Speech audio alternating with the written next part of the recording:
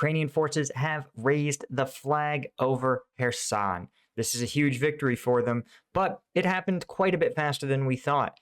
And is it because Russia's incompetence actually kind of worked for them? I'm Paul, U.S. Army combat veteran. It is November 11th, 2022. Happy Veterans Day. And this is your daily Ukraine update. Let's take a look. Okay, so as you can see right here, Ukrainian forces officially control Kherson.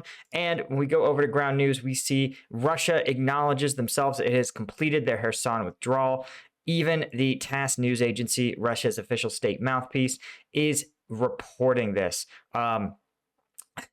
And right, you can see that it's being reported again across the political spectrum by every major news outlet. So this is a huge deal. And as you can see, here's the Ukrainian, looks like maybe troops or civilians or maybe, resistance personnel flying their flag over the Kherson, over some major Kherson monuments.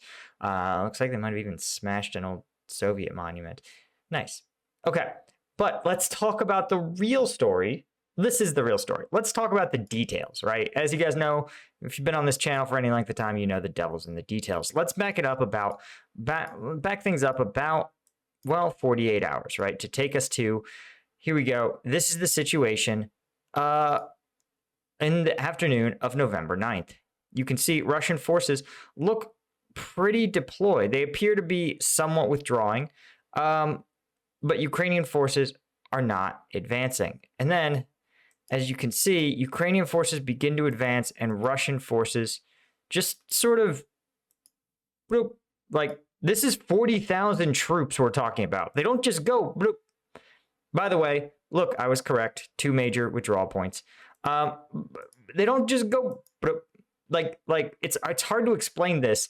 How many troops this is. This is not just 2 stadiums full of people, but it's also, all the military equipment, all the hospitals and logistics. And I understand they've been withdrawing a lot of their headquarters elements for some time. And so the last step is their combat forces. But what I think actually might have happened here is that Russian forces' own poor command and control was their biggest asset in this withdrawal. And let me explain what I mean. So Ukrainian forces probably correctly identified that the Russians could very well leave a lot of nasty surprises in the area they're withdrawing from. Lots of mines on the roads, lots of booby traps in villages and towns, and even potential stay-behind units to cause problems in towns and villages like Kherson. So the Ukrainian armed forces probably knew at the get-go that they were going to be advancing systematically, right? It wasn't going to be a lightning offensive, and they definitely didn't want to fall into a trap.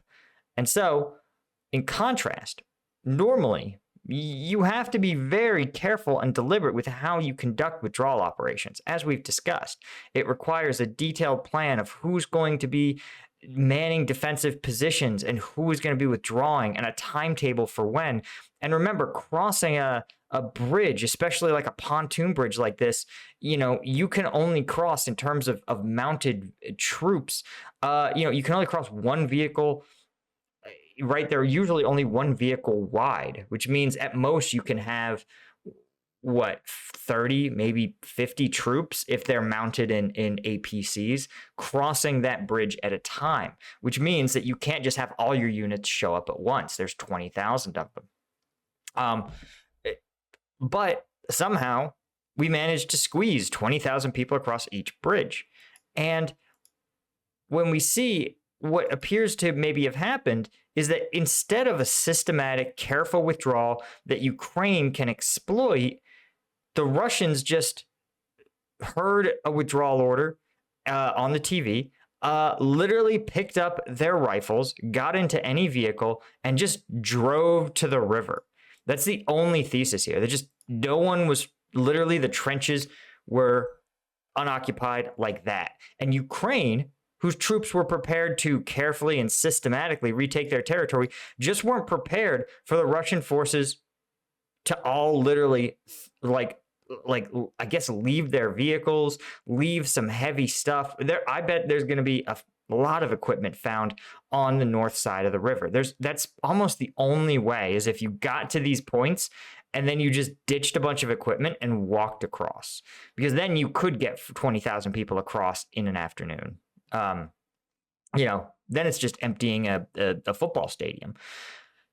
And the fact that the Russian forces, just nobody was manning the lines, everybody just went into full retreat, allowed them to actually put enough space between them and the Ukrainian armed forces, meaning that they were able to retreat without actually being harassed. Because as you can see, right, I think this situation is probably what a version of this is the majority of this event, where you had Ukrainian forces who were taking back village by village, clearing out the areas, ensuring there were no Russians, ensuring routes were clear and that they weren't walking into an ambush, doing careful route reconnaissance. And then you had Russians who were just, unbeknownst to them, completely emptied out and were just sprinting across this bridge. That's the only way I could think of how this went. So again, I'm very curious to see if indeed Russian forces, Ukrainian forces, find a lot of abandoned equipment. I suspect the answer is probably, but still a huge victory for Ukraine. And really the biggest news that we've seen and the biggest change in territory we've seen in this war in quite a long time. I just want to real quick, we'll zoom out just to give you guys an understanding of just how much Ukraine has liberated of their contested territory, and still how much more there is to go. I mean, you can see here, there is just now a large victory here, right? We have all this seized territory in Kharkiv, and then you've got, of course, the remaining occupied regions by Russia. So while momentum definitely is favoring Ukraine, Russia's going to have a chance to reconsolidate, and they still control a large portion of Ukrainian sovereign territory. Anyway, that is indeed all I had for you. Thank you so much. As always, guys, if you want the combat video breakdowns that YouTube won't let me show you, those are all on the Patreon. I guarantee if there's been a viral combat video that you see on like Reddit or whatever, I've done a breakdown of it.